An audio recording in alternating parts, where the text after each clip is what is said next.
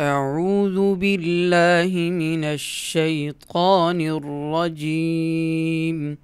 بسم الله الرحمن الرحيم.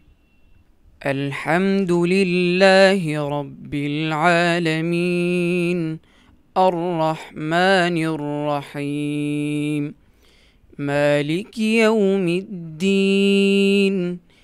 إياك نعبد وإياك نستعين، اهدنا الصراط المستقيم،